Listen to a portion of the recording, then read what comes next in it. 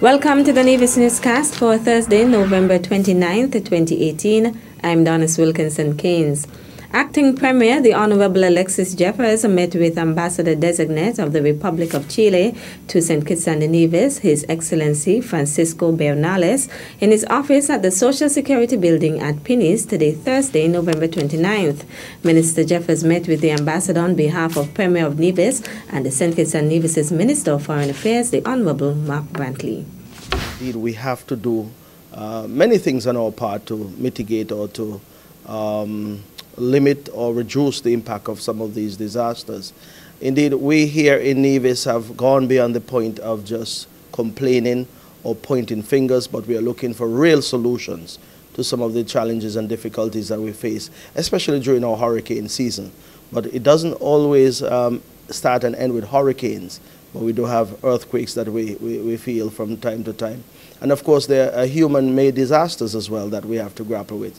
So of course, knowledge transfer and also best practices, I'm sure those are some of the things that we'll be discussing and some of the ways we can cooperate in the future with the Republic of Chile.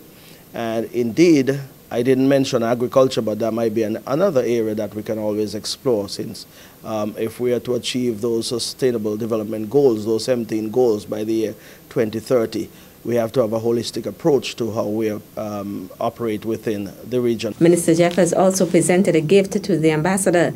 The Chilean ambassador spoke about the matters to be discussed, including disaster risk management, climate change, and agriculture. He also spoke about a new pilot program to be implemented in the near future. Yesterday I had a meeting with the Permanent Secretary of the Minister of Foreign Affairs, and she mentioned that, learning Spanish is quite important for you. We have at this moment a pilot program in Jamaica, so I'm sure that we could be offered to St. Kitts and Nevis, and then what I did not mention, that there is an ONG that's called Football Mass or Football Plus. That it's the idea that's with the means or through the football, just to reach kids in vulnerable social backgrounds, ideally in poor neighborhood schools. So just to teach them respect, gender equality, and resilience, and for example, they work as well after the natural disaster strikes. So they work and they play with the kids, and they give the tools to be better children and then better adults. So this is a beautiful program. This is the Ambassador-Designate's first visit to the Federation of St. Kitts and Nevis since his appointment. On Wednesday, he presented his letter of credence to Governor General, His Excellency Sir Tapley Seaton. Budget Day for the Nevis Island Administration, NIA, will be Wednesday, December 5th, 2018. Premier of Nevis, the Honorable Mark Brantley, made the disclosure at his monthly press conference at Pinis Estate on November 20th. Premier Brantley encouraged the public to attend the sitting of the Nevis Island Assembly to listen firsthand to what would be offered in the 2019 budget. That the budget address this year will be on the 5th of December. And so our budget debates will start then, and we hope that members of the public will pay attention and come out and see what it is we're offering in terms of a budget to take us into the next year. The address will be delivered by Premier Brantley for the second time in his capacity as Minister of Finance since his government took office on December 24th, 2017. The last budget address was presented at the Assembly on February 12th, 2018. Grammy Award-winning British soul singer Joss Stone is scheduled to perform at the Nevis Performing Arts Centre, NEPAC, on Friday, November 30th. The performance forms part of Joss Stone's total world tour of 200 countries, 150 of which have already been covered. She reached out to the Nevis Island administration for the administration to collaborate with her to make Nevis one of her stops. Ms. Stone arrived on Nevis on Wednesday of this week, and she will be here for 3 days. While here, Ms. Stone will visit a local charity. She would also shoot a music video with a local artist. And on Friday, she will do a live acoustic performance at the Nevis Performing Arts Center. Antonia Leiber says the PEMES Ministry and the Ministry of Tourism are excited about Stone's performance. The Nevis Island Administration is pleased to partner with JOS in this effort, because we feel that it would bring some awareness to Nevis and to the tourism product that we offer here on Nevis. JOS has some 1.3 million Facebook followers, as well as 219,000 followers on Instagram. And so by posting clips of the collaboration between the local artists, the concert, the island tour, and the charity, we are confident that her visit here on Nevis would promote Nevis and promote the genre of music that we have here on Nevis, and in all, promote the island as a tourist destination, especially to persons in the United Kingdom. Patrons are expected to be seated by 7:45 p.m. as the performance is set to commence at 8 p.m. All doors will close at 8:05.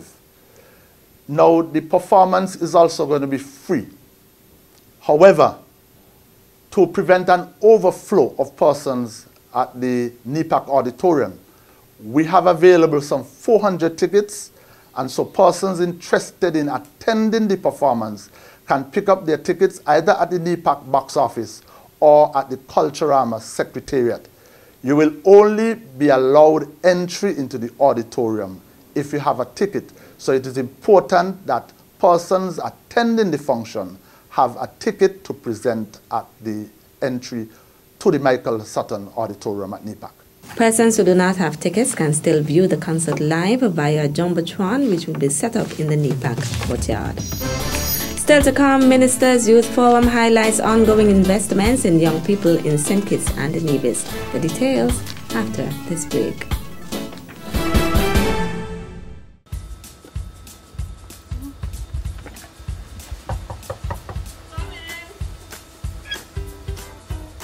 Hey girl, what's up? What brings you by? Girl, I got awesome news from Inland Revenue Department.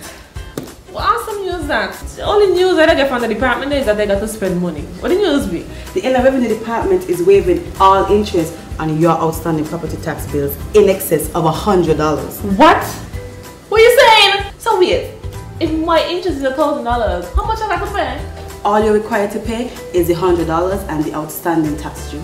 If for some reason you are unable to pay your property tax in full this month, the department is also offering payment arrangement plans to make settlement easier. But remember, you have to come to the department between November 1st and December 31st to qualify. Inland Revenue doing big things. I like it. This is a great way to encourage payment and still allowing the tax rate to save some dollars. So girl, look at it this way.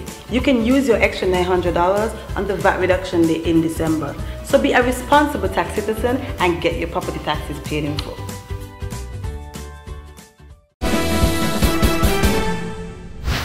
Welcome back. The Joseph N. France General Hospital in St. Kitts now has the capacity to treat more patients with renal failure with the addition of 3 new hemodialysis machines donated by the government of the Republic of China, Taiwan.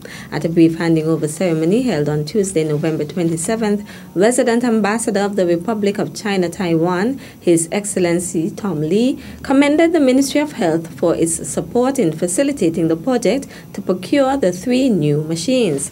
He said the machines will be very crucial for the care of patients with chronic kidney disease because without hemodialysis they may not survive.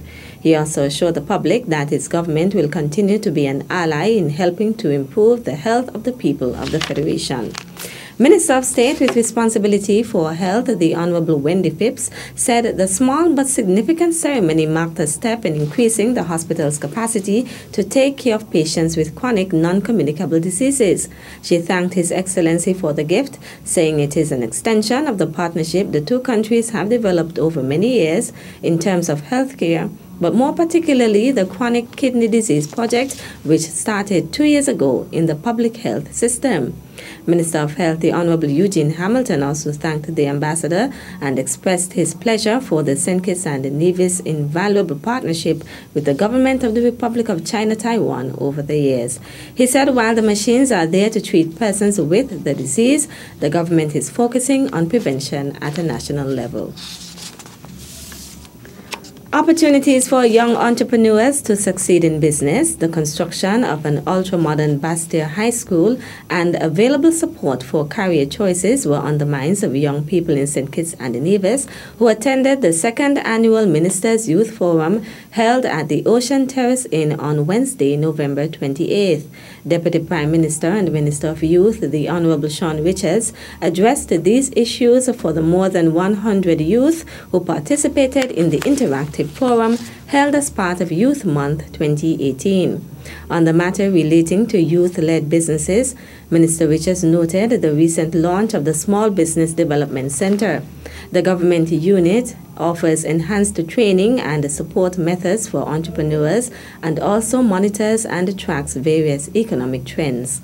On Wednesday, Minister Richards noted that the Department of Youth Empowerment's business training model was also being reviewed in order to strengthen its functioning and impact.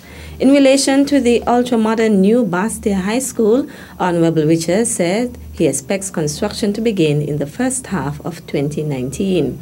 The Deputy Prime Minister then segued to the $20 million investment made by government towards enhancing the technical and vocational education training TVET in public secondary schools. The aim is to help young people to meet the demands for skilled labor in the local and regional marketplace. At the Youth Forum, Minister Richards also said there has been increased participation of local youth at regional and international meetings and conferences, as well as enhanced access to international scholarships. He also mentioned that the government is committed to facilitating more developmental opportunities for creative artists and promoting volunteerism. Describing it as a success, Minister Richards said he had a lot to ponder coming out of the forum and reiterated his commitment to improving the situation of all youth in St. Kitts and Nevis. That's how we end this edition of the Nevis Newscast. On behalf of all of us here at the Department of Information, thank you for viewing.